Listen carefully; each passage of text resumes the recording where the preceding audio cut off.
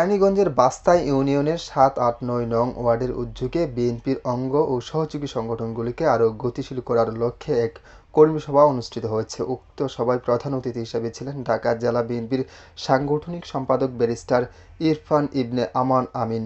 সভায় প্রধান বক্তা ছিলেন কেরানীগঞ্জ মডেল উপজেলা বিএনপির সহ সভাপতি হাজী আনোয়ার হোসেন। বিশেষ অতিথি হিসেবে উপস্থিত ছিলেন কেরানীগঞ্জ মডেল উপজেলার বিএনপির সাংগঠনিক সম্পাদক হাজী ইসমাইল হোসেন জাকির এবং শ্রম বিষয়ক সম্পাদক হাজী আতাউর রহমান হীরা।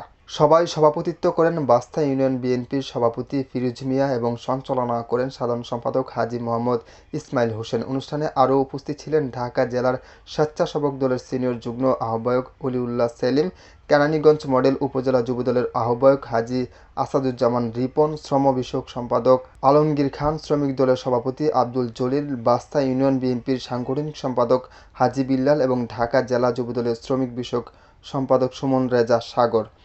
ভার্চুয়ালি যুক্ত হয়ে সবাই বক্তব্য দেন বিএনপি চেয়ারপারসনের উপদেষ্টা ও সাবেক ডাকসুর বিপি আমানুল্লাহ আমান। তিনি বলেন, সবাইকে ঐক্যবদ্ধ হয়ে আগামী জাতীয় নির্বাচনের জন্য প্রস্তুতি নিতে হবে। ঐক্যই আমাদের শক্তি আর জনগণের সমর্থনই আমাদের বিজয়ের চাবিকাঠি। সবাই বক্তারা বিএনপির সাংগঠনিক কার্যক্রম আরও গতিশীল করার পাশাপাশি নির্বাচনী প্রস্তুতি নিয়ে বিস্তর আলোচনা করেন।